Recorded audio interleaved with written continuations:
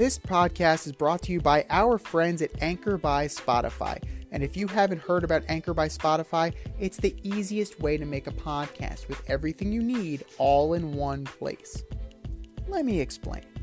Anchor has tools that allow you to record and edit your podcast right from your phone or computer. No specialty training or equipment needed.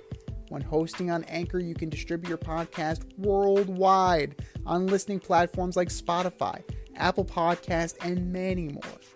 It's everything you need to make a podcast all in one place. And best of all, like I've been saying, Anchor is totally free. It's free. Download the Anchor app today or go to anchor.fm to get started and make your podcast dreams a reality. That's anchor.fm. What are you waiting for? Download the app. Well, it's a big show. Welcome to the Fade Route It's a big bad show tonight. with DNZ. Yeah, it's a big show. Here are your hosts, Cracking up, telling them lies. DNZ.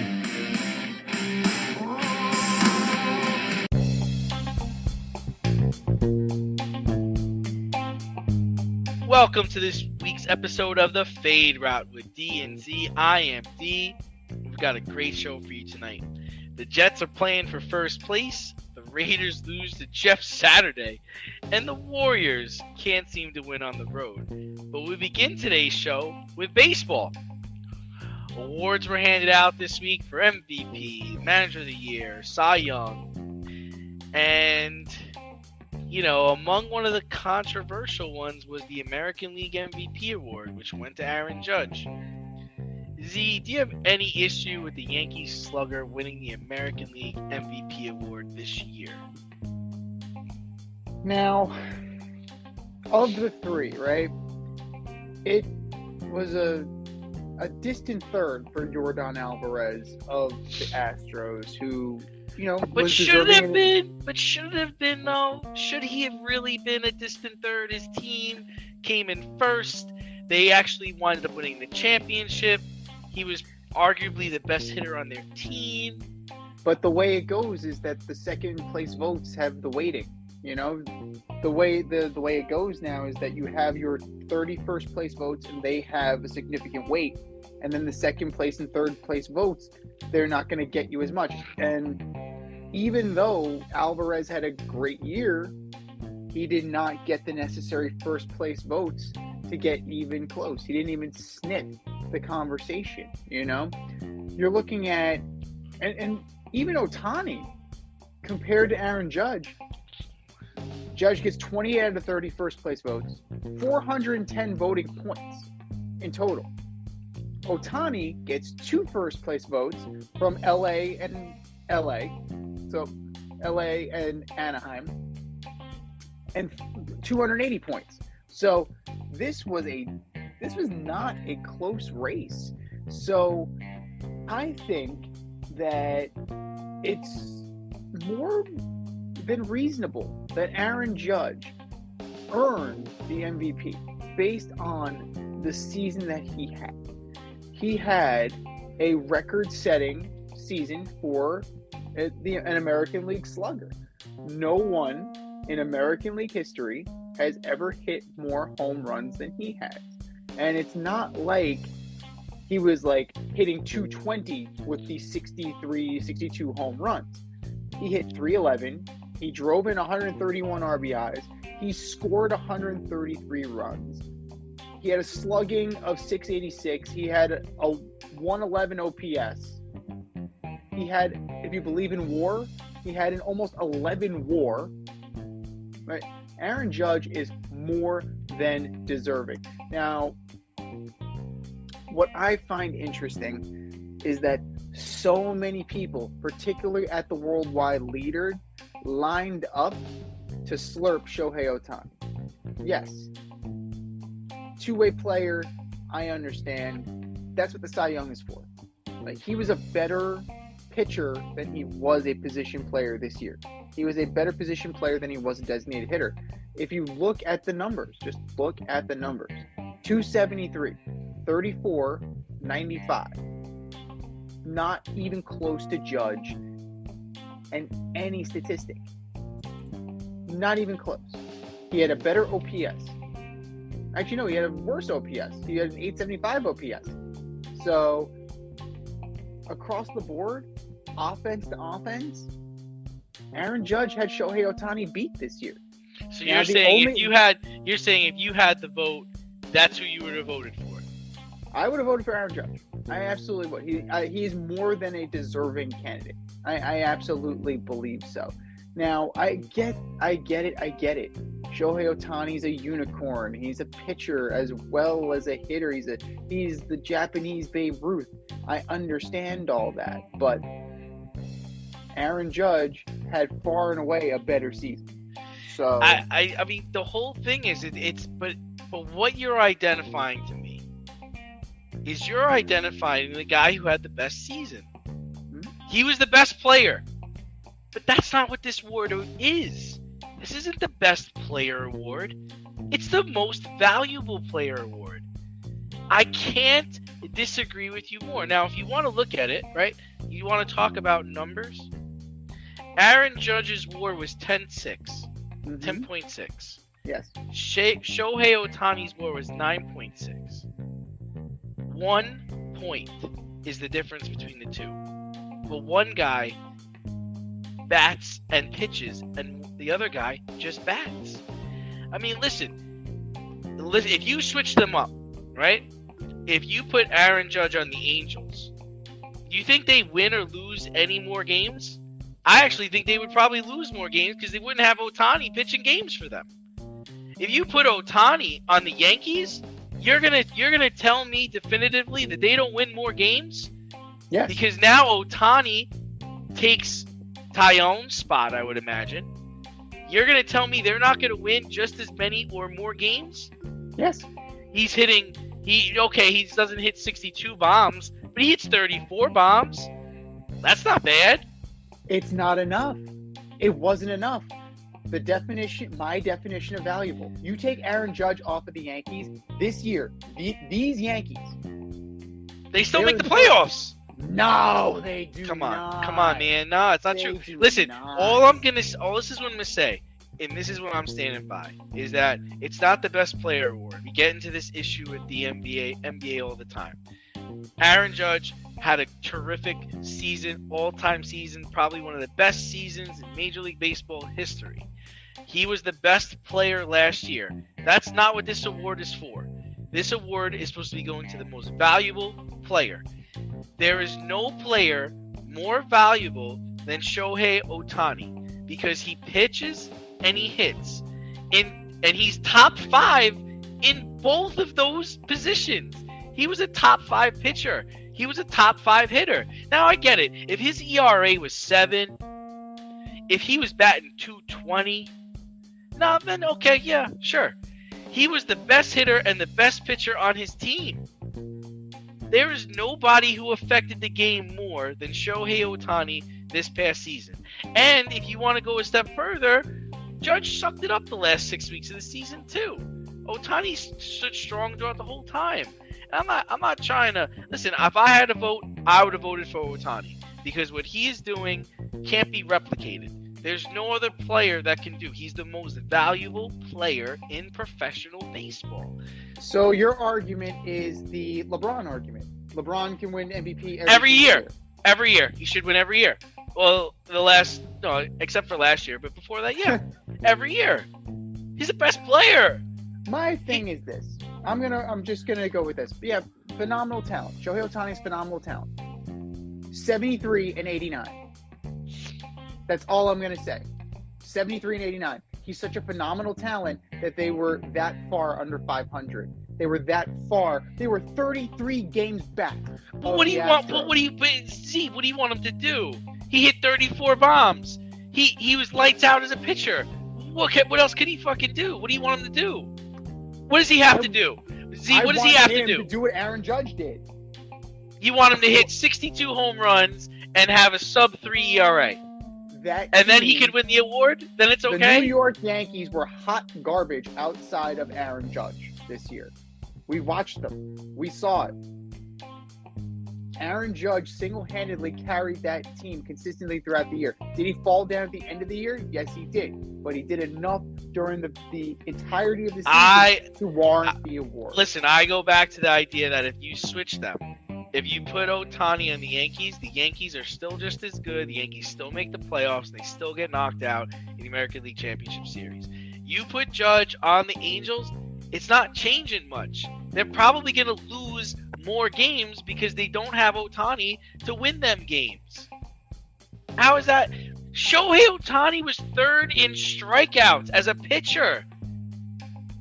Third Come in strikeouts on. and third in the American League West. He Come affected the game that much. Come on, but I don't know what he was fourth in ERA. He had a 2.33 Z. That's what the Cy Young is for. He's not a bum. He's not a bum. He's not a bum, but look at the record. Look at the record. That's all you need to know. So he has to lead the league in ERA, lead the league in strikeouts, and lead the league in home runs, and then he can get the MVP. But all Judge has to do is lead the league in home runs and come close in average, and that's fine. That's fine. Absolutely, that's fine. It's smoking mirrors, dude. It's just like I'm trying to say like I said, he was the best player, no doubt about it. Best season, all-time season. It doesn't measure up to what Ohtani brings to the table for the Angels of Anaheim. But it does not matter. It does not matter. Clearly. This is the issue. Alex Rodriguez won an MVP on a last-place fucking team. They can win with him. They can win without him. It's the same thing with Shohei Look at Ohtani. Trout. Yeah, look at Trout. Look at all the years Trout won. They never were any good. They were never any good. Me. And Trout had 40 bombs this year. I didn't even know he had 40 bombs. He did? That's surprising to me. I thought he thought he had 40 hits for the season. No, he came in second place in the American League in home runs with 40 bombs. That's how surprising. crazy is that? Isn't that That's wild? Surprising. I thought your boy Yordan Alvarez was third with 37. I find it very. If you told me Trout and 40, I would have said he played 40 games this year. You know, with his Cavs.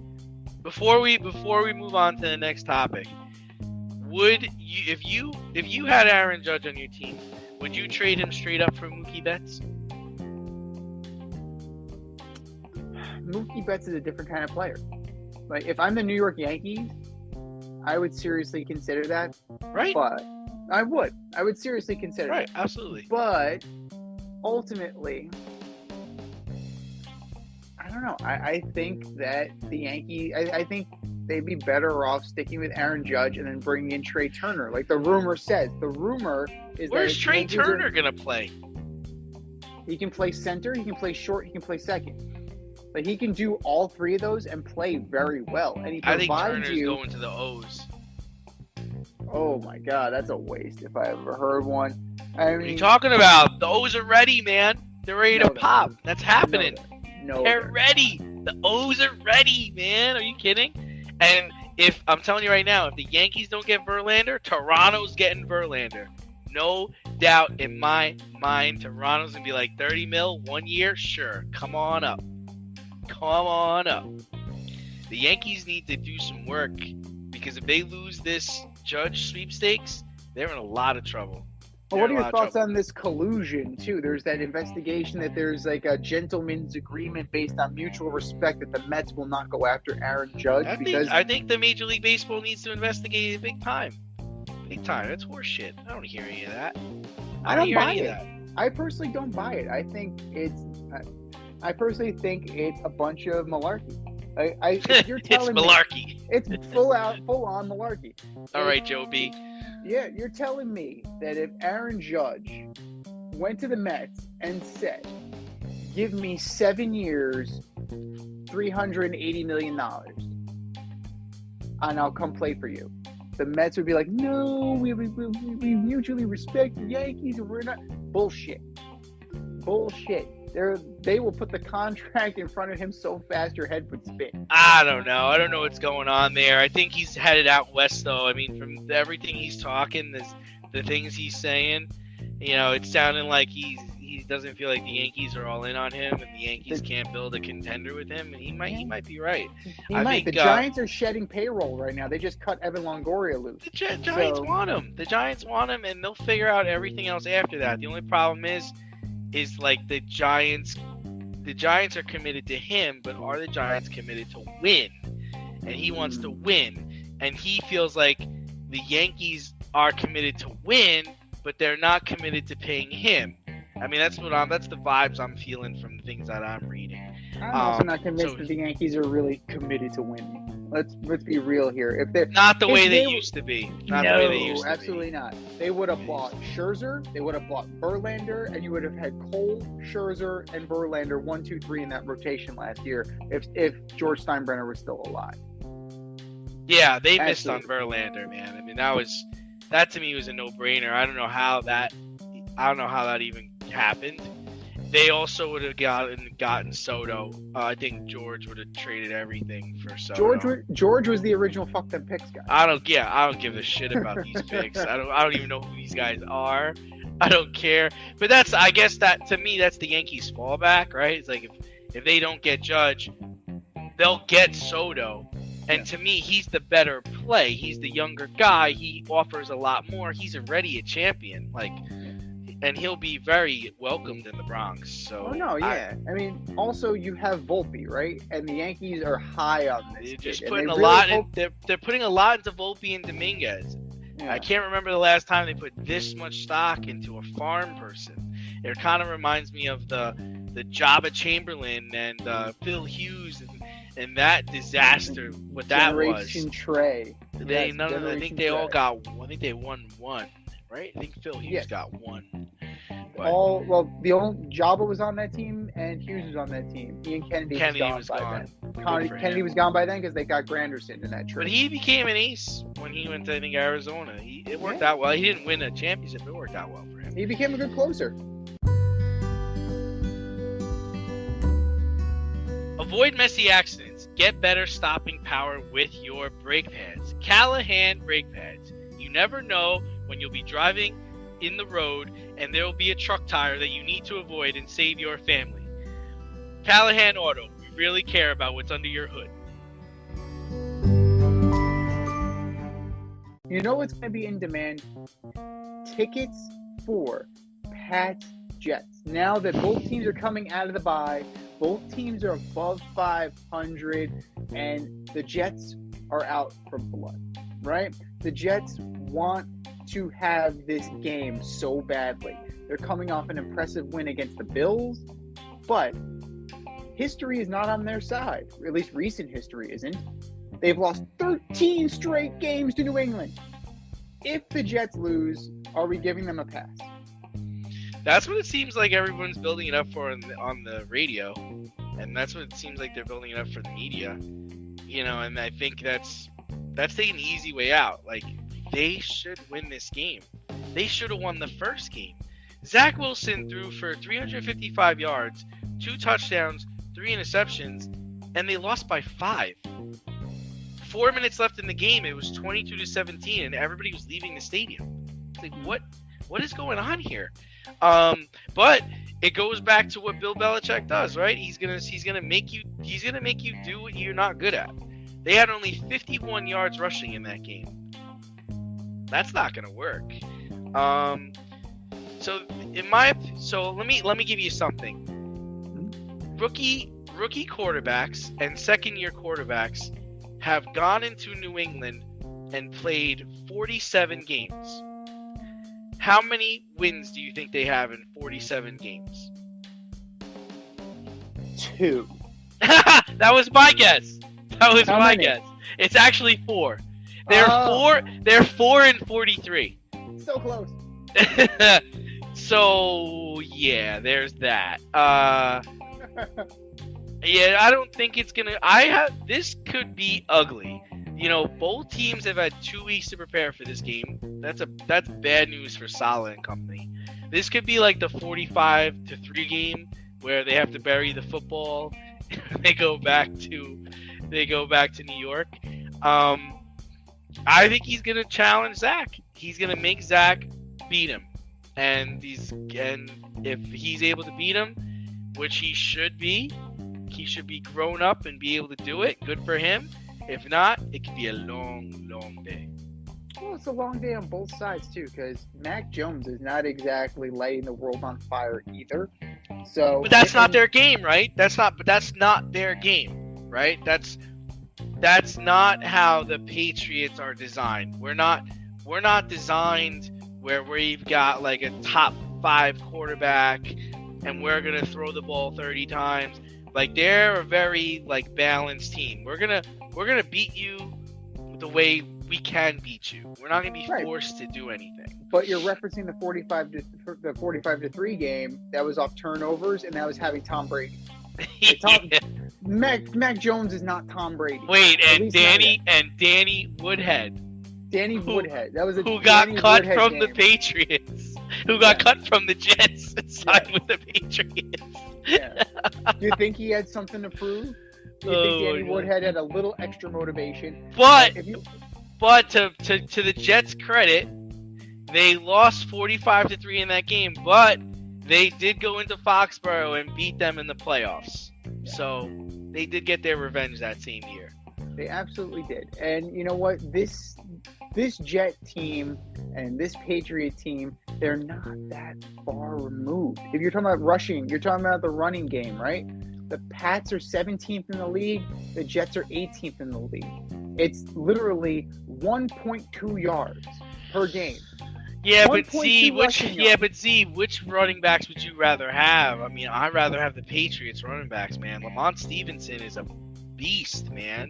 Ramondre Stevenson is a beast. He is a good running back. He is. And I don't know if Harris is going to play in this game, but Harris is really good too. Like, Michael Carter's a little dude. Like, they don't have Breece Hall. If they had Bryce Hall, then it'd be different. But they don't have him. They got Michael Carter, and I can't even tell you who the other quarter running back's name is. James Robinson. Ty Johnson? Oh, James Robinson and Ty Johnson. James Robinson. Yeah. Right. So Robinson, he's the guy. He's going to pound the rock. That's what he does. Like, Michael Carter is going to be like that scat back, trying to get into the holes, basically like Darren Sproles. You use him like Darren Sproles, and it will be effective against the New England Patriots. Now, the one thing that the Jets have is depth on their defensive line. Like, provided that John Franklin Myers doesn't take any stupid penalties. But I can't guarantee that John Franklin Myers isn't going to take any stupid penalties. Quinnen Williams, Vinnie Curry, John Franklin Myers. That's just 3 guys, right? And then the linebacking core, you have CJ. They get after the quarterback. Like, they will pressure Mac Jones in the same way that Belichick will send Matthew Judon to pressure Zach Wilson and force him into making mistakes. This is a very even and a very balanced game. And honestly, the Jets are not, it's not a homecoming game. They're not vastly superior to the Patriots. The Patriots are not vastly superior to them. So if the Patriots lose to the Jets or the Jets lose to the Patriots, you lost to it was an even fight. It's an even matchup. Now, the only difference is that you have Bill Belichick on one side and you have Robert Saleh on the other side. Bill Belichick, he has done, he's been there, done that, gotten the T-shirt. Robert Saleh does not have the experience as a head coach that Bill Belichick has. But what Saleh has been able to do in a very short time is commendable. The crazy thing about this weekend, because you have the Bills game, you have the first place Dolphins, you have the Pats. If the Bills win and the Jets lose, the Jets will be in last place with a 6-4 record. Like, they'll be, 6-4 will be the last place team. That's insane how deep the AFC East is. And, this used to be a joke. It used to be the Patriots and three other teams. But the Jets have, and credit to Joe Douglas, and credit to Robert Saleh, they are making strides. We'll see what Zach Wilson's made of this weekend. Listen, I just think it's early to say something like that. I mean, you realize that they have to go to Buffalo, they have to go to Minnesota, they have some tough games coming up. It's like, Z, if they lose their next 5 games, are you going to still say they're making strides? Compared to last year, yeah. You have to credit improvement where there is improvement, and there is a major improvement. This team was dead in the fucking water last year. Like it was horrendous, and now you actually have an energized fan base. You have players on this roster. You have a solid defense. Actually, I think the defense was number 1 in the league at one point. So you have guys, you have players. You're trending in the right direction. The question is, do you have the quarterback? Do you have the horse at that position? We're going to find out. What do you think? And if you don't find out, they'll get rid of him. No, they're not. They're not going to get rid of him. What do you think? You think they got the guy? I don't think they have the guy. I didn't think they had the guy in the draft. Go back to our draft episode from that draft class. We both had Mac Jones to the Jets at number 2. We both thought Mac Jones was going to go to the Jets, and Mac Jones would be a steady influence on this roster, and I think he wouldn't be as dynamic as Zach Wilson is, or the potential for being dynamic as Zach Wilson is, but Mac Jones can play quarterback. Look at it like this. I mean, Baker Mayfield, right? He was taken number 1. Mm-hmm. His first year was rough, right? Mm-hmm. In his second year, he played really well. I think well enough to the point where they got to the playoffs. I'm pretty sure that's the year they lost to Kansas City, and he got hurt in that game. Do you look at Zach Wilson in his second year and say, oh man, he's playing like Deshaun Watson? Oh man, he's playing like Baker Mayfield. Oh man, he's playing like Mac Jones. Is there if you look at Zach Wilson play, who could you possibly compare him to? Doug Flutie? No, Baker. I would say Baker's a fair comparison. Wow. Yeah, Baker Mayfield's no great shape. So even back then, even as a number 1 pick, who was he going up against? Right? You were going up against Sam Darnold. Was the other? He was the second quarterback taken in that draft. Right? We didn't know about Mahomes. We didn't know about Lamar Jackson the way we know about them now. They were risks. They were considered reaches. Kansas City traded up to take Mahomes, and people were kind of head scratching because they had Alex Smith. I'm just saying, you look at the player, you look at the plays he makes, and you look at the collection of talent, and to me, it just doesn't add up.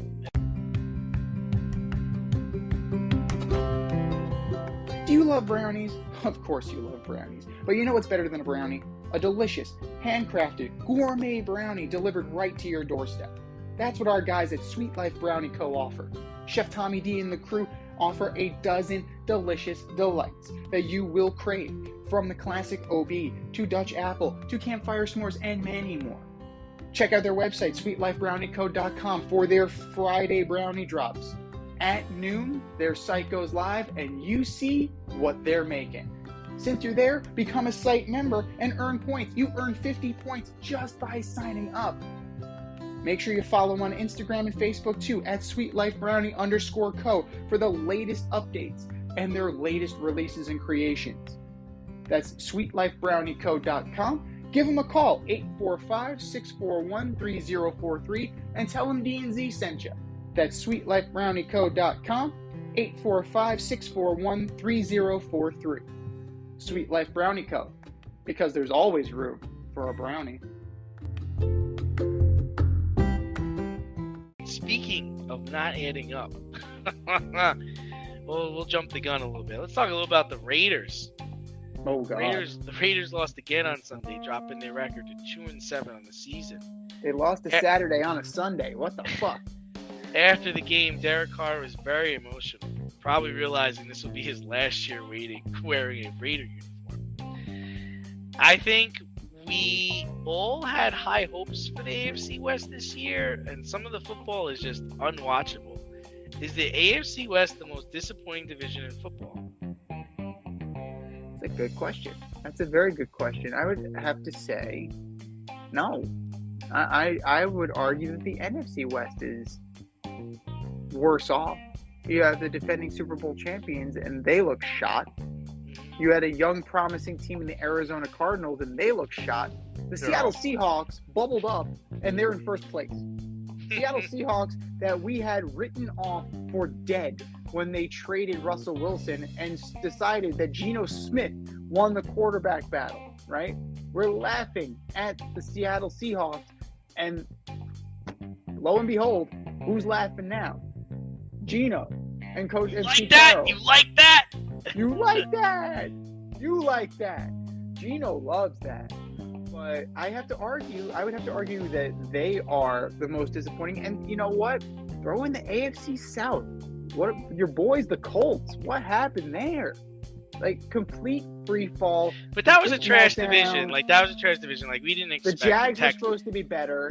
We didn't expect the It's supposed to be a Texans to. three-team Yeah, we division. didn't expect the Texans to do much. Like, yeah, the Jags are supposed to be better, but we weren't expecting any noise from them. You know what I mean? And Tennessee traded away their best receiver. So I mean, how good could they possibly be? As long as King Henry's there, they're absolutely the dominant force. But it was supposed to be Henry versus Taylor, right? It was supposed to be like the throwback to a bygone era. And the Colts just completely fell apart. So you have to take into account that division's pretty trash. And the NFC West definitely took it's just, oh my God. But the AFC West, as long as the Chiefs are there, you know, you have the Chiefs, you have the Chargers who are kind of like laying in the weeds. And, you know, Brandon Staley, he's not doing himself any favors. That's for damn sure. But, you know, they're at least competitive. The Raiders are a joke this year. The Broncos are a joke this year. Both Western divisions, regardless of conference, they're going in the trash bin this year as far as I'm concerned. Yeah, I can agree with you. Like, the West is pretty disappointing as well. But, I mean, the Raiders are just god-awful. The Broncos are just unwatchable. And the Chargers are so disappointing with all their injuries. I mean, the Raiders are already discussing, you know, C.J. Stroud. You know, if they're able to get a top 5 pick or a top 10 pick, which it looks like that's what's going to happen. I mean, you look at the Raiders, and they've changed everything over the last 8 years, and the one constant has been Derek Carr, and he's just not the guy. You had Rich Gannon come out today and saying that, you know, Carr needs to step up, and it's just like, he's playing the best he can. This is just as good as he is, and this is just as good as he always has been. I think he had 2 years out of his 8 years there where he was a Pro Bowler. And people laugh at me when I say, yo, if Derek Carr got cut tomorrow, nobody's picking up Derek Carr. I really truly believe that. Like, I don't think there's a market for him. I don't think there's a market for his style of play. He has weapons. He's got Devontae Adams. He's got Jacobs. He's got a decent line. And he had a great tight end. Like, he's had it. And he can't win. They can't close games. They can't hold leads. Yeah, I know. I have 2 of their players on my fantasy team, and literally I don't start picking up points until the 3rd quarter. They're usually getting blown out in the first half. It's just time. You know, it's just that's just my opinion. It's just time. It's time. Other teams will pull the trigger on him. He's in To his be their early starter? To be their starter, though? No. 30s. Who's he Sure. started for? The Giants? Okay. Well, we'll play this game. Giants, absolutely. The Texans, absolutely. The No Lions, way. No way. absolutely. Davis Mills is a fine quarterback. He's a fine quarterback. No way. No way. The Lions, absolutely. No way. Goff has been The to a Saints. Super Bowl. Goff has won playoff games. This dude can't even win a playoff. He can't even beat a first-time coach. Guy's never blown a whistle in his life, and he can't beat him. The rest of the team is there too. You do realize that, right? It's not Derek Carr against the entire. But Z, That's what Jacobs is 4th in the league in rushing yards. My man's number 4. He's 4 in the league in rushing yards. Devontae Adams leads the league in receiving touchdowns. Tell me about the defense. What do I gotta tell you? What do I gotta tell you? You gotta score more points than the other team. That's your job as the quarterback. As a defense, you have to keep them off the board. But they're averaging like I don't know. I think they're averaging like 20 points a game or 25 points a game. Like, come on, man. You can't score more than that. You can't score more than that against the Colts, who don't have their best. They don't have a head coach, and they don't even have their best defensive player. Right. Forget his name, the linebacker. In Shaq Leonard?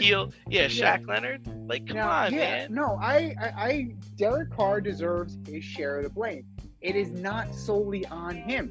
No. Yes, you are scoring 22.6 points per game. You're giving up 25. So even if you round up to 23, 25 is still greater than 23. But see, he's been the one constant over 8 years. They've had different coaches. They've had different defensive players. They've had different offensive players. They've had different running backs, wide receivers, tight ends, you name it. The only constant in Vegas and Oakland over the last 8 years has been Derek Carr. At what point do we put it on Derek Carr? You can put a fair share of it on Derek Carr. You can't put it all on Derek Carr is what I'm saying to you. Yes. If Tom Brady loses on Sunday, is it Tom Brady's fault? Quarterback will always get the line. It will get the disproportionate amount of the praise. Aaron Rodgers lost last night. Who are we blaming for the loss? Who stood up at the podium and said, it's my fault, I gotta make better passes? That's fine. But in some instances, it's not the quarterback's fault. Like, I think we can admit that sometimes the quarterback gets beat. Sometimes, like you're saying, Derek Carr is just not good enough going up against the quarterback. Sometimes the quarterback shits the bed. Sometimes the defense gives up 25 points. Yes, sometimes, yes. 8 years isn't sometimes. So run through it. How many different coaches has he had? How many different coordinators has he had? Who's really the constant here? It's not just Derek Carr. It's Mark Davis. It is a dysfunctional organization. This organization sees more coaches than a turnstile in a New York City subway station. It just keeps going, man. They just keep going. And it does not matter. It does not matter. Because Mark Davis, and before that, his late father, Al Davis, they were the constant. And they loved this shit. They loved doing this stuff. They were the Steinbrenners of football. The only difference was Steinbrenner won. That's it. They haven't been to the playoffs since 2002. And until last year. Before that, it was 20 years. And it's just ineptitude after ineptitude after ineptitude. Look at the 2019 draft class. Good job, Mayock. They all got cut. And one of them's in jail. Like, come on, man. You can't put that on Derek Carr. You can't do that. It's unfair. It's disingenuous. Like, yes, he's a middle of the road quarterback. He's a very middle of the road quarterback. But guess what? There would still be teams that would take a flyer on him. Absolutely. There absolutely would be. That's just because we live in America. But look, he almost outplayed. Actually, if you look at the numbers, with the exception of what? An extra sack, he was even with Matt Ryan on Sunday. He was pretty much spot on dead even. Like, he did his part. He did what he could do.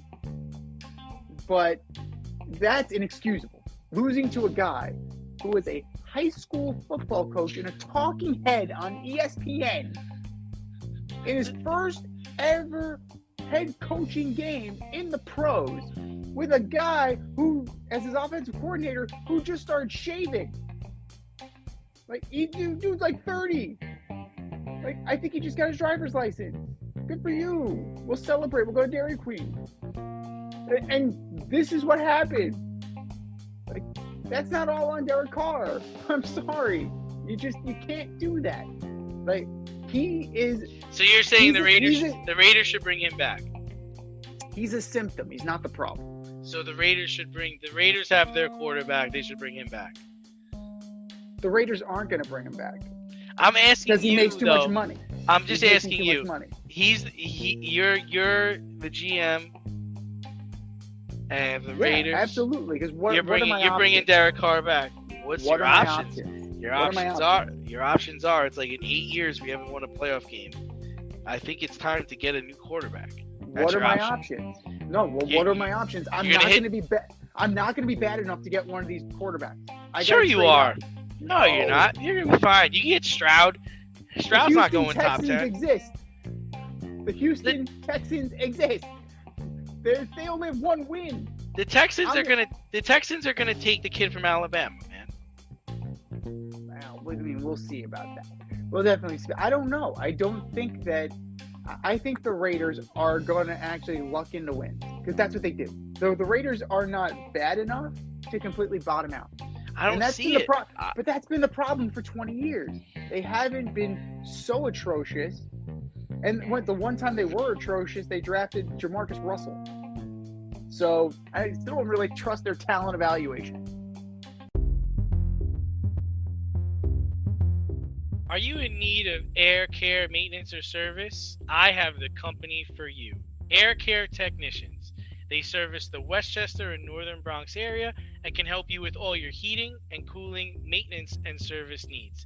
Just give them a call at 914-315-1547. Again, that's 914-315-1547. Or shoot them an email at aircaretechnicians@gmail.com. These guys are the real deal as they are veteran-owned, licensed, and insured. Make sure to tell them that D&Z sent you. Moving over to basketball. Speaking No. That's right. The football. That's right. There's one more football story. That's right. Yeah. The Bills and the Browns. We're all out of order here. I'm out of sorts. The Bills and the Browns. 6 feet of snow in Buffalo. 6 feet. 12 times 6, ladies and gentlemen. 12 times 6. That's 72 inches of snow. It's the lake effect. Jesus Christ. That's all I'm going to say. Like, Buffalo is apparently like the 10th level of hell. But that game was moved from Buffalo because of the 72 inches of snow. It's now in Detroit. We all enjoy watching football being played in the snow, though, right? And these two teams, Josh Allen, we're going to see him. Josh Allen, you see him, like, he's a big man, he's running. You got Hunt, you got Chubb. We want to see this. But rather than wait till the last minute, the NFL pulled the plug on Thursday. Any issues with this move, or does this move actually benefit one or the other side? Well, I applaud the move because it is dangerous, man. You can't be having people trying to get to a football game in 4 or 6 feet of snow. Hell, the running backs on the Buffalo Bills are not even 6 feet tall. I mean, you're not gonna be able to see them in the storm. Right to move the game to Detroit, but this benefits. Not only does this benefit the Detroit Lions, but this benefits the Cleveland Browns as well. The Buffalo Bills were not able to practice today because of the snow. They're going to have a tough time getting to Detroit.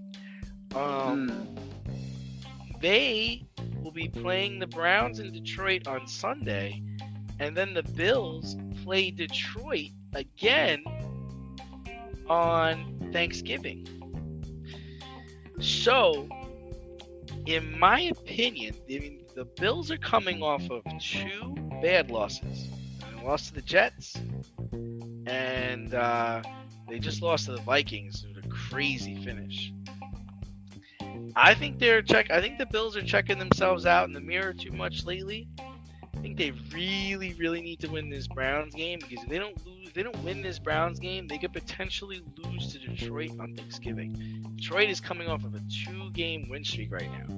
And they have, I believe, Detroit's playing a winnable game this weekend as well against the Giants in New York. So you could be potentially playing a team that's on a 3-game hot streak. The Browns are no pushover, man. Browns play defense.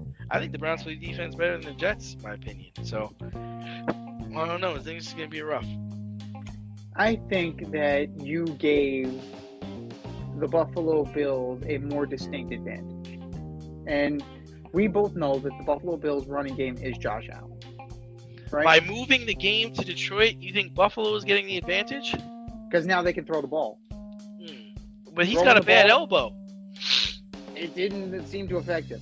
Yeah. So the UCL, it didn't look like it affected him one bit.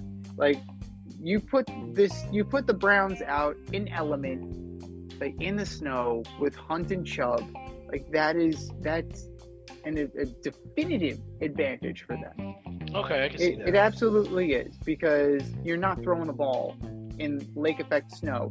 They're fifth in the league in rushing, right? At that point, Jacoby Brissett's turning around, handing the ball off, right? If I'm Stefanski, that's exactly what I'm doing. Like I'm not fucking around. I'm just like, here you go. But as quietly as it's kept, the Bills are 9th in the league, but how much of that's Josh Allen in terms of rushing yards? Now, like you said, he has a UCL injury. Like, do you really want to go into a snow game with your quarterback having to scramble for his life?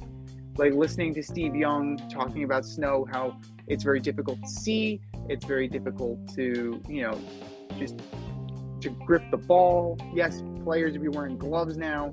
It'll be easier. You'll have your thermal that you can stick your hands in, but it's still difficult. You're not gonna be able to catch your footing the way you normally would.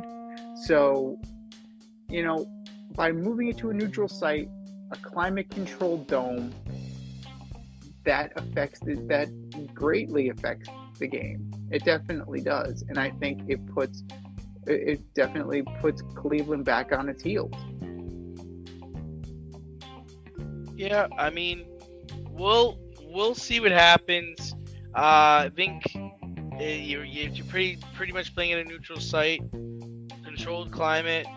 You're gonna get the best from both teams. Mm-hmm. Both teams have something to play for here. Cleveland's trying to, secure a playoff spot. Buffalo's trying to maintain their place in the East.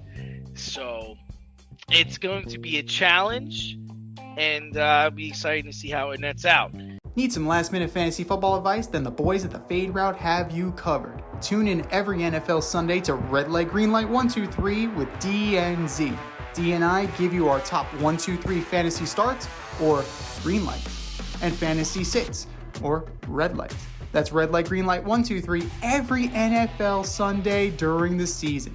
You can find us on Apple Podcasts, Spotify, and wherever you get the Fade Route. That's Red Light, Green Light 1, 2, 3 with DNZ every NFL Sunday during the season.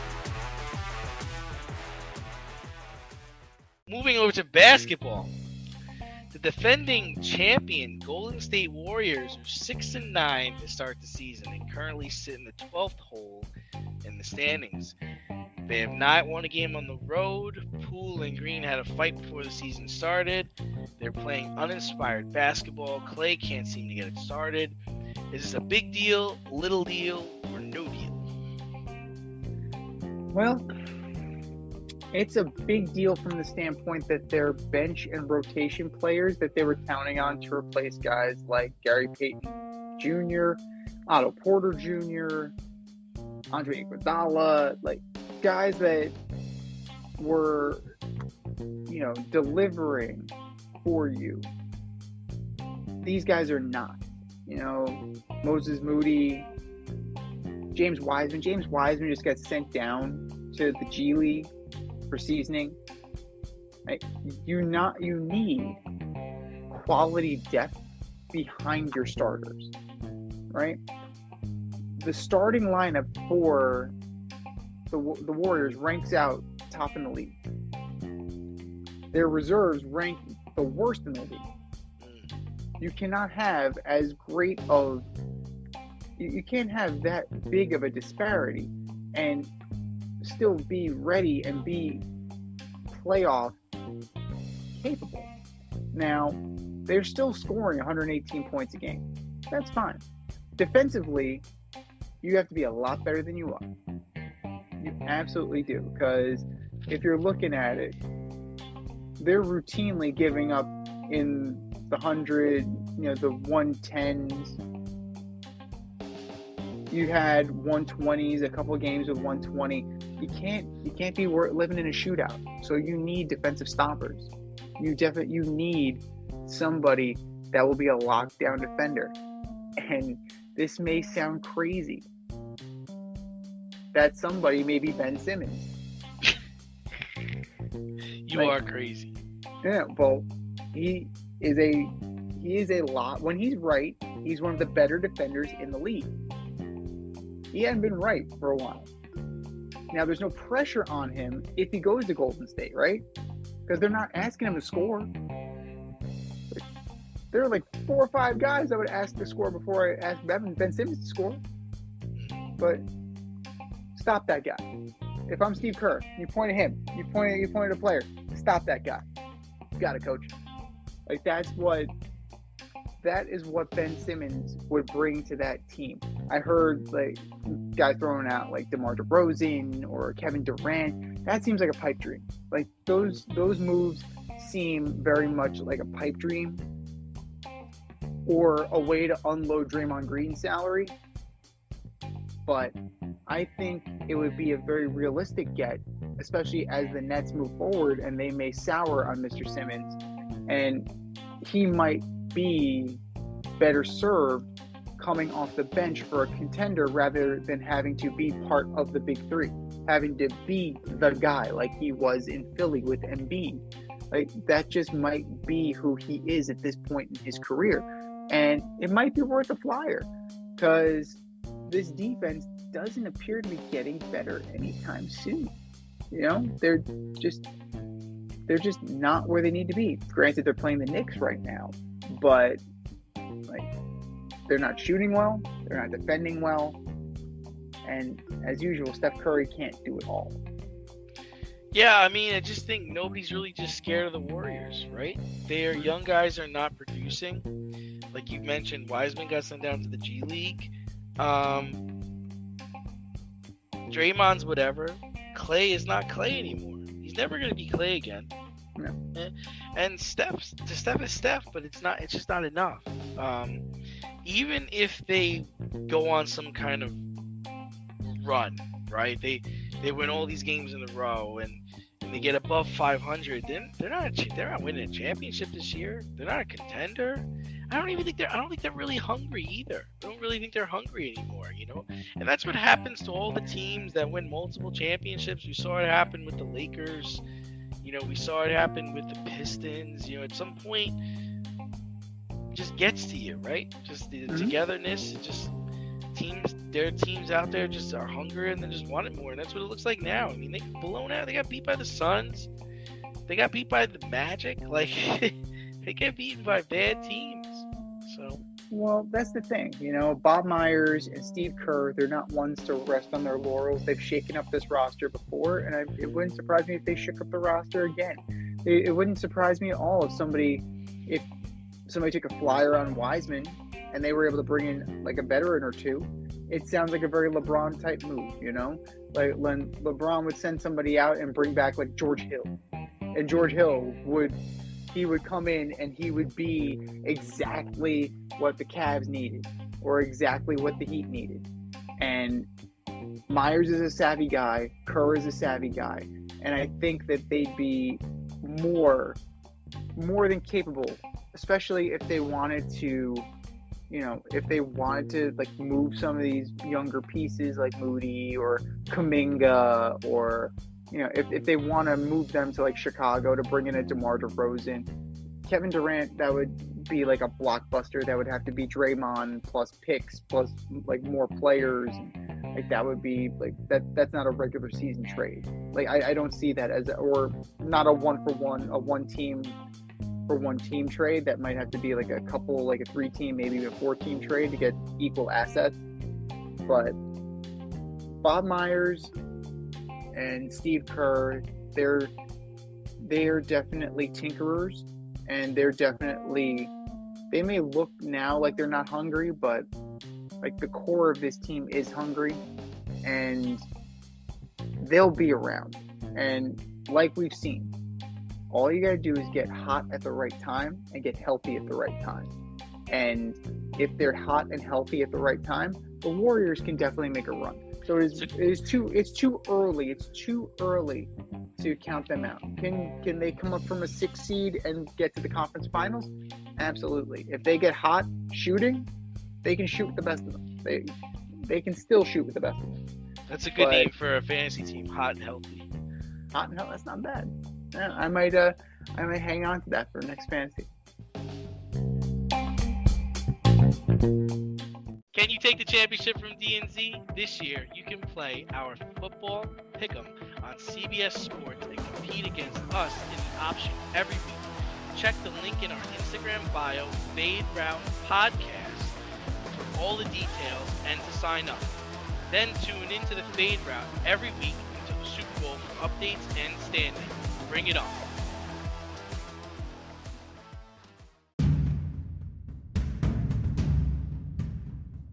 More or less?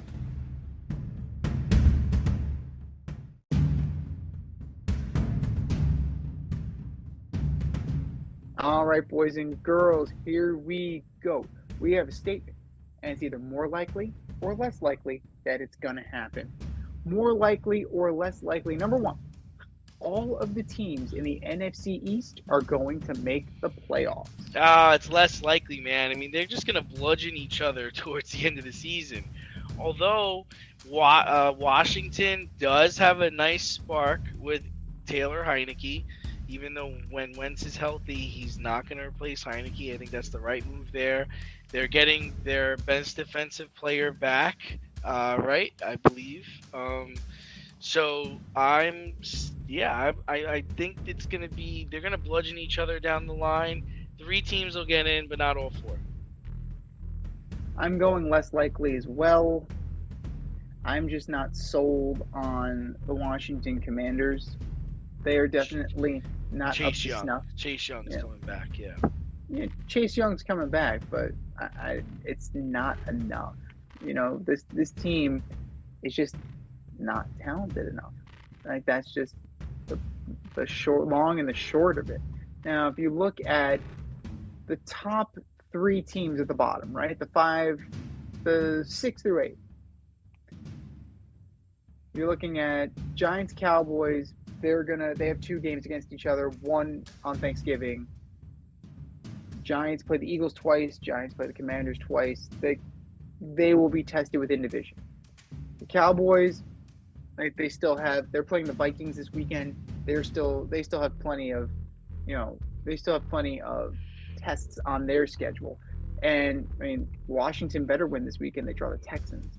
So looking forward, I gotta say, the Niners, they have a really tough schedule.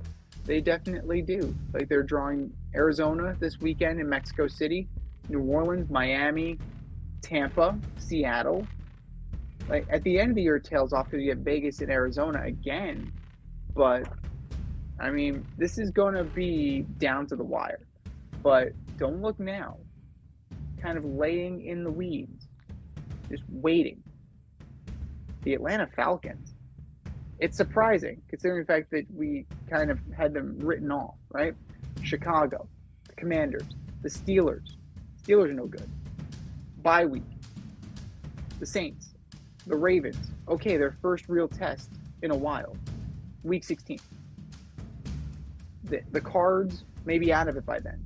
And then last game of the year against the Bucks, which may be for their division title. So if the Falcons don't get in, the Bucks might end up sliding into that last spot. So that does not bode well for the Commanders. It definitely does not bode well when you have 2 teams that are a lot better than them still in the hunt. So I'm going to go less likely that all 4. I'm with you. I think 3 is going to be the max for NFC East teams. More likely or less likely? Number 2. Aaron Judge's record-setting home run ball fetches more than $3 million at auction. This comes up because the guy who caught the ball claims that he was offered $3 million for the ball, but he's still sending it to auction. You know, I don't think it's gonna go that high. I think it'll go for over $1 million, but I don't think it's gonna go for $3 million. I'm gonna go more likely. I think it's more likely that it'll get to that part. I think that Like, 'cause it's a hard. Yankee record. It's a Yankee record. It's an American League record. It's it's a home run record. So If he leaves the Yankees, does it diminish the value of the ball? I don't think it does. I really don't think it does because he was a Yankee when he said it. So it's one of those things that Roger Maris didn't finish his career as a Yankee either. So and Babe Ruth didn't finish his career as a Yankee. So it's one of those things that it's sports memorabilia. Sports memorabilia they have wacky prices. It's one of those things that you can drive it up and drive it up and drive it up and drive it up. And it's possible it could get more than $3 million. I wouldn't pay more than, I don't know what's the going rate for a baseball these days? Like what, $10? $8. That's $8. I'm not big on memorabilia and souvenirs. I got some stuff, but like I wouldn't break the bank for something like this. But it has its market, and a real historian, and don't be surprised if the baseball hall ends up with this. Like somebody will buy it just to donate it. It wouldn't surprise me at all. Somebody gets a payday. This guy gets a payday. The hall gets their ball. Everybody wins. But $3 million, maybe over. It's definitely within the realm of possibility. More likely, less likely. Number 3, Team USA will make some noise in the World Cup this year. Being played in Qatar. Qatar? How do you say it? Qatar. Qatar or Yeah. Qatar, depending on who you're Qatar. talking to. It's Qatar. I don't think so. So for me, Italy's out of it, which kind of, dampens it for me. I think the U.S. will get out of the first round. I don't expect them to go much further. But do you hear they banned the sale of alcohol in the stadiums? Yes. They just announced that. How shitty is that? Like, if you bought these tickets and now you find out you can't even have a beer in the stadium? Oh my gosh, that's awful. Well, it's dry county. Like, what do you want me to say, man? Like, it's pretty bad, especially since Budweiser is a big sponsor. So, thank you for the money. We're still not going to sell your product. That's kind of a kick in the dick if I've ever heard one. It's like, oh my goodness. But you know what? I'm going to go more likely as well. Like, it's going to be a hotly contested group. Their group is Iran, England, and Wales. England is the number 5 ranked team in the world. Okay? So you have guys like Raheem Sterling. You have Jordan Pickford as the keeper. You're going to have, you have Harry Kane, Tottenham's best striker. You have so many players. That team is loaded for bear. U.S., very young. A lot of, you have your Gio Reynas, you have your Christian Pulisics, you have a few players that are under the age of 20. So that's you have a bright future. But the question mark in goal, who's it going to be? Is it going to be Matt Turner, formerly of the New England Revs, now of Arsenal, a sub for Arsenal? Or is it Sean Johnson from NYCFC? Or, there's a question mark there. And on the back line, you have Tim Ream. Tim Ream's 35 years old. Is he going to be able to hang with the young, fresh legs? I don't know that. But Wales, as long as Wales has Gareth Bale, they're going to be a tough out. So they'll make some noise. Define making some noise. You get out of the group, it's possible that they get out of the group. It's definitely possible that they get out of the group. It wouldn't surprise me if England choked. England choked in the Euros with a very similar team. So, this is very evenly matched, except for England, who's about should be head and shoulders above. Iran, very good team. Wales, very good team. U.S., very good but very young. I can definitely see them. I can see a run. I could see a run to at least the knockout stage. So I'm gonna go more likely on it, but barely, barely. This team has won nothing. Greg Berhalter, he's not the most inspiring as a coach.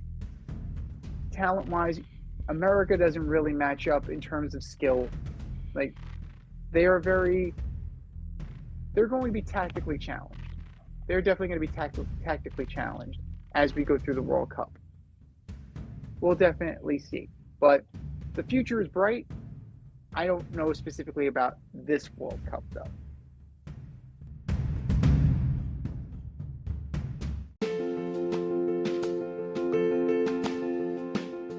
Looking to break into broadcast media, web development, social media marketing, or filmmaking? Then CSB is the program for you.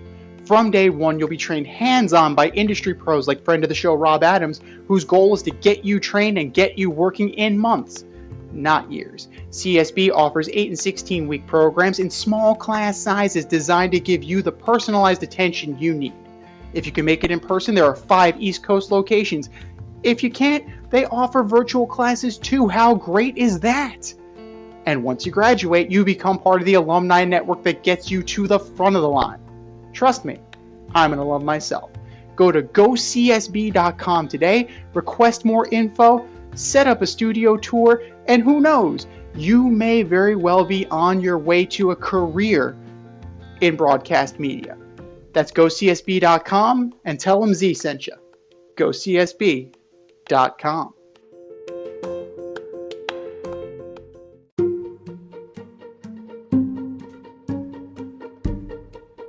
The Fade Store presents the Alleged Superstar of the Week Award.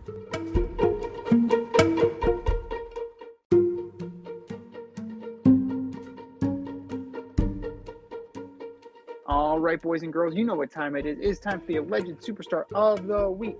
Here's how it goes. We put up a poll on our Twitter page at FadeRouteDNZ, and you vote, and you vote, and you vote, and you vote. And the winner of our poll gets a shout out on this here show and the coveted ass trophy. And D, do you know who took home the coveted ass trophy last week? I don't. Jim Irsay. That was a pretty safe bet. A pretty safe bet that Jim Irsay was going to take home the coveted ass trophy after what went down last week. But that was last week. This is this week. Who are your nominees, D? First, I got the Golden State Warriors, defending champions, 0-8 on the road to start the season, 6-9 record. Other teams that have not won on the road are the Magic, Pistons, and the Lakers. Some real winners in that group. Golden State Warriors, you're my alleged superstar of the week. And number 2, Todd Downing, Titans offensive coordinator, pulled over at 4 o'clock in the morning for DWI after landing in Nashville. Dude, what are you doing on the flight home? Todd Downing, you are my alleged superstar of the week. And number 3, the New York Yankees, signing IKF to a 1-year, $6 million deal. Why? What a waste. New York Yankees, you're my alleged superstars of the week. Z, what do you got? Great choices. You actually picked off Downing off my list. So, that's good. He's an honorable mention now on mine. I'm going to start with Mark Davis, owner of the Las Vegas Raiders. Your team is 2-7, last in the AFC West, losing to a neophyte head coach, taking the drive from Bristol to Indianapolis, having players and coaches in that locker room who probably don't want him there, and you guys lose. Your response? Rome wasn't built in a day. Josh McDaniels doing a fine job. If this is a fine job, I'd love to see what you think a terrible job is. This is a dysfunctional franchise, and it all stems from you, Mr. Davis. Mark Davis, you are my alleged superstar of the week. The nation of Qatar for banning beer at the World Cup on such short notice. And not only banning beer sales, but taking the money from Budweiser, who is a sponsor of the FIFA World Cup. Thank you, but no thank you. We'll take the money though. Cutter, you are my alleged superstar of the week. And last but not least, Cody Bellinger, 2019 MVP, non-tendered by the Dodgers. Wild. Non-tendered. This guy is on the market now. Now, I wonder who would take a flyer on him, because at this point, it's a risk. You're definitely taking a flyer on this guy, even though just a few short seasons ago, he was the MVP of the National League and seemed to be a can't-miss superstar. How the mighty have fallen. Cody Bellinger, you are my alleged superstar of the week. We've said our piece. The poll goes up at the end of the show. Go to our Twitter at FadeRouteDNZ and vote, and vote, and vote, and vote. And for our nominees.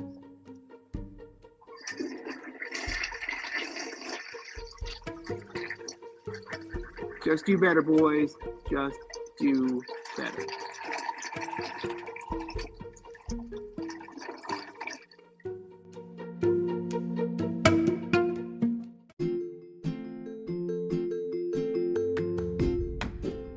Can't help but smile when you see a balloon. The simplest occasion is a party. Westchester Pop Stars, located in New Rochelle, New York, offers balloon styling and decor for all life's events. Birthdays, anniversaries, weddings, showers, school and corporate events, store openings, or just because. Westchester Pop Stars takes balloons and shapes them into works of art, creating decorative installations for your special occasions. No event is too big or too small, and their custom personalization service is top-notch. Westchester Pop Stars is a private studio, quickly expanding. In-person consultation is by appointment only. Send an email to westchesterpopstars@gmail.com for more information or to schedule an appointment. No need to hire an event stylist. All you need is balloons. Currently servicing Westchester, Putnam, New York City, and Connecticut. To find Westchester Pop Stars, search for them on Instagram, Facebook, or Google.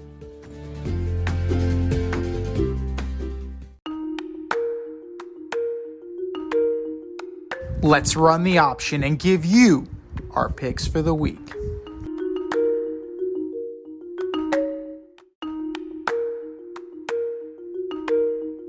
It is the option for NFL Week 11. And if you want to get in on the action with us and see how you match up against DNZ, go to our CBS Pick'em. It's still open. Go to our Instagram profile at Fade Route Podcast. Click that link in bio and join today and see if you can take on DNZ. We missed out on the Thursday night extravaganza that was the Titans and Packers. D and I both had the Titans. So there's that. So, woo! We jump right in to Sunday. The 3-7 Chicago Bears go into Atlanta to take on the 4-6 Atlanta Falcons. I am taking the Bears. Yeah, that's pretty. That reaction is exactly what I had too. It's just like, I don't know. I feel like Tony Romo. Oh, Jim, I don't know. I'm going to take the Bears too, narrowly. These teams are like evenly matched. We'll be kind and say they're evenly matched. The 3-7 Carolina Panthers, with Baker Mayfield as their starting quarterback, go into Baltimore to take on Lamar Jackson and the 6-3 Baltimore Ravens. Ravens pretty easily. Over under 3 picks for Baker. Under. It's gonna be a tough day. Tough day for one Mr. Mayfield. The 3-6 Browns now go into Detroit to take on the 6-3 Buffalo Bills. Taking the Browns. Okay. Jacoby Brissett's last week, correct? Or is He gets I two more. believe Mr. Watson is now allowed in the building. He can practice, but he can't play until after Thanksgiving, I think. So he's knocking on the doorstep. And this is where Cleveland wanted to be, right? Just kind of hovering in the mix. They're not totally out of it yet. That being said, I'm still taking the Bills. Like, moving to a neutral site definitely opens things up for Josh Allen, and I think that he and Gabe Davis are going to have a few big connections this weekend in the Motor City. The 5-5 Commanders go into Houston to take on the 7-1 Houston Texans. The commies. Love saying that. This is tough. It's definitely tough, right? You got some momentum off of knocking off the Eagles. I got to take the Commanders as well.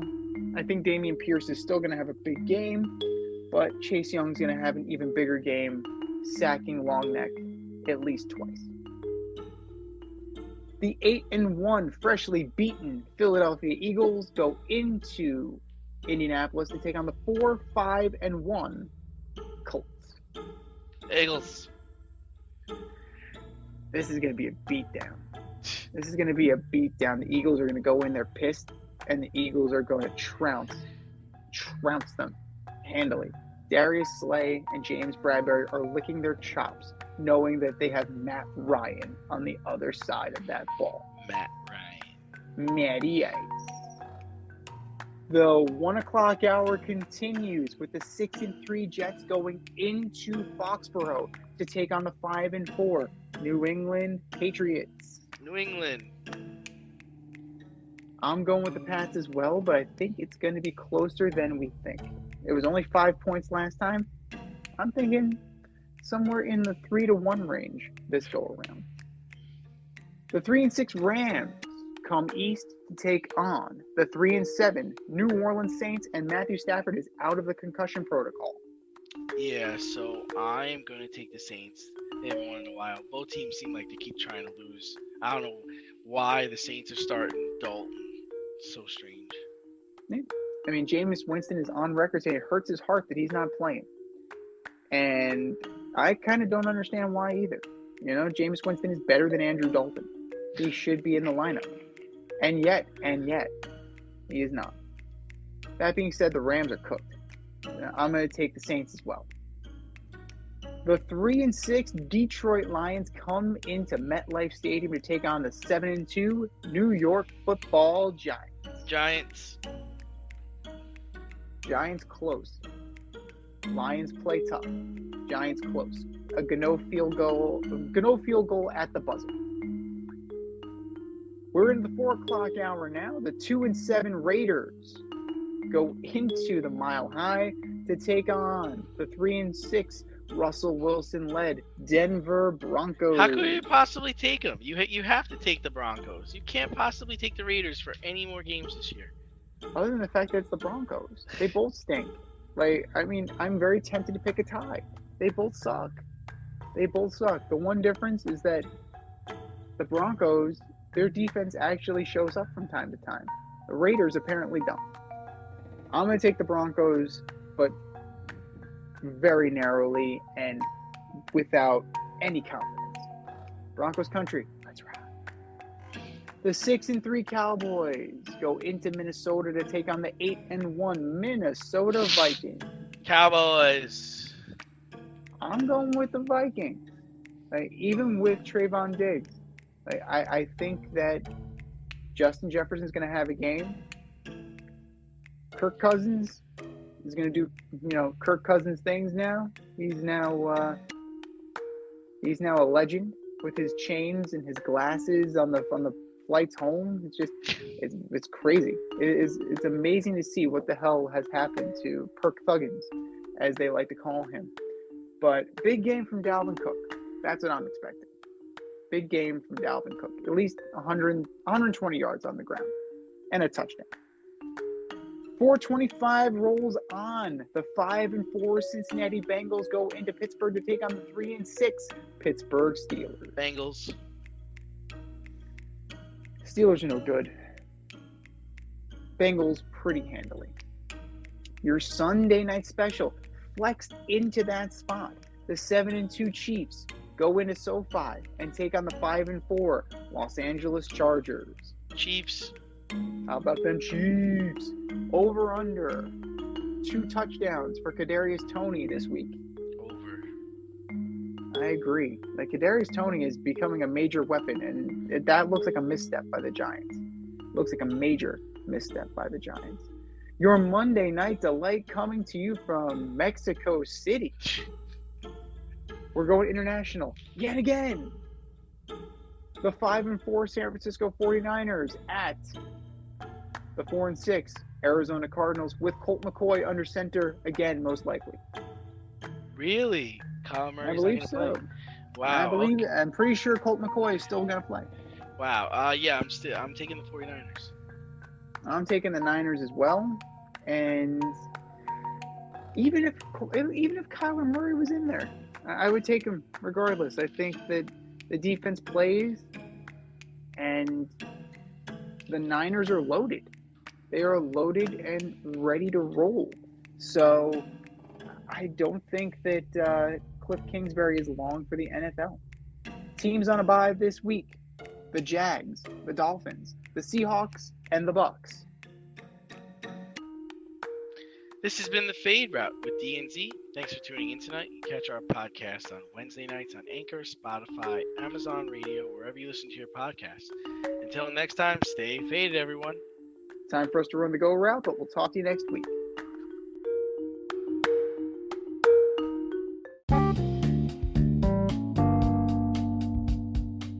Want to get on the action? We want to hear from you. Hit us up, faderoutemail@gmail.com. Slide in our DMs on IG at FadeRoutePodcast. Drop us a DM on Twitter at FadeRouteDNZ. Comment on our YouTube channel, The Fade Route with DNZ. Questions, comments, picks, segment suggestions, you name it, we want to hear from you. Get at us, in crowd.